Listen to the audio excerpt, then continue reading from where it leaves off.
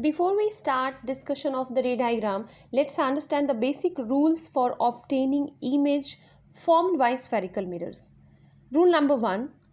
If any incident ray of light traveling parallel to the principal axis, it passes through the focus on the principal axis after reflection. Means if any incident line is parallel to your principal axis, so after reflection it will pass through the focus. This is the first rule. Rule number 2. If incident ray is passing through the focus, then after reflection it will become parallel to the principal axis. Rule number 3. If any incident ray of light passing through the center of curvature of a spherical mirror, then it retraces its path after reflection. Means it follows the same line after reflection. In case of concave mirror, there are 6 conditions of ray diagram. So let us discuss what are the different positions of the object during these 6 conditions. Number 1, when the object is at infinity. Number 2, when object is beyond the center of curvature, that is your C.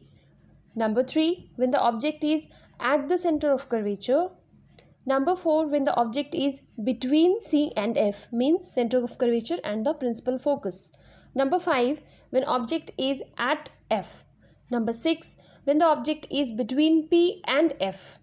So we start with the first condition, when our object is at infinity. Like infinitive, suppose the sun is one object that is at infinitive distance.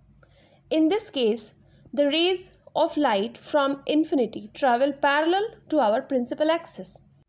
And according to the rule, when the light rays, the incident rays are parallel to principal axis, then it will reflect through the point F. So the 2 incident rays will reflect and intersect each other at point F. So a point image of the object is formed at principal focus of the concave mirror. Hence, the image formed is highly diminished and the image is real and inverted. Condition number 2. When the object is beyond the center of curvature. Now we have to draw the incident ray.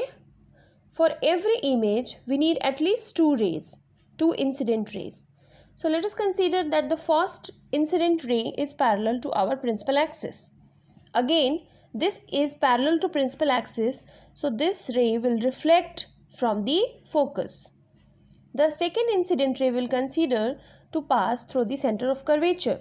If the incident ray passes through the center of curvature, then after reflection, it follows the same path. So it retraces its path. These 2 incident rays after reflection will intersect each other at between C and F. So here the image is formed. Now again we have to find all the details of the image. So now see what is the size of the image. Size is diminished, real and inverted. Okay. Now third condition, when the object is at center of curvature. Here we have to draw again 2 incident lines. First incident line, that is parallel to principal axis. So by the rule it reflects back from the focus. Second incident line, we have to pass through it from the focus. So if incident line pass through the focus, it reflect back and it will be parallel to our principal axis. So these 2 reflected rays intersect each other at this point. So here the image will be formed.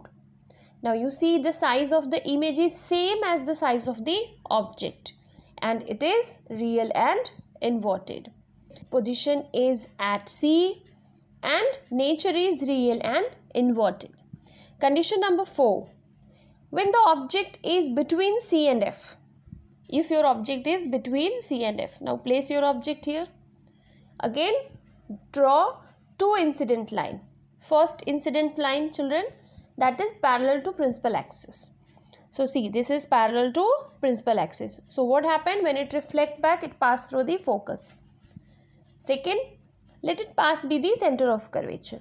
As it passed through the center of curvature, it uses the same path to reflect back. These 2 lines will intersect at this point.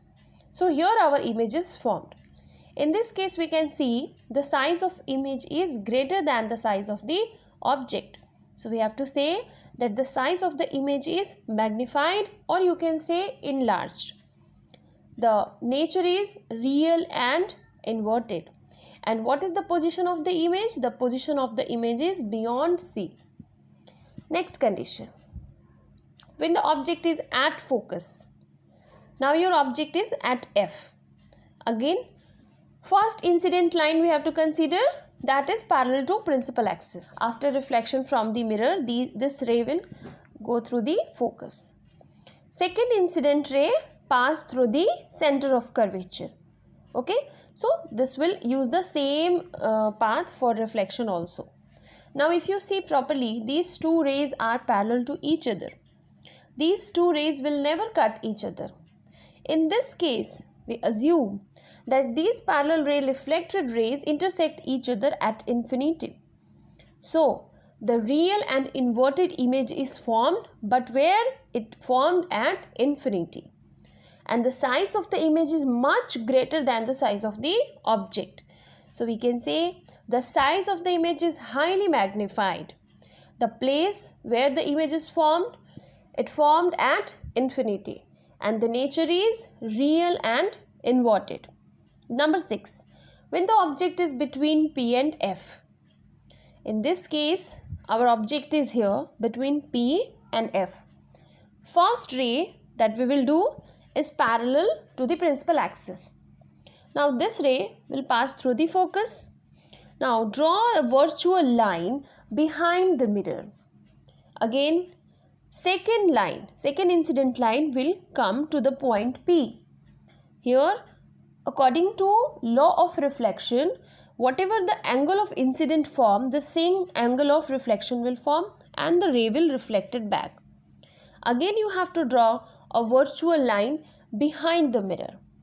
When these two virtual lines intersect each other behind the mirror, at this place, the position of the image is formed. So, in this case, you see what is the nature of image and position of image.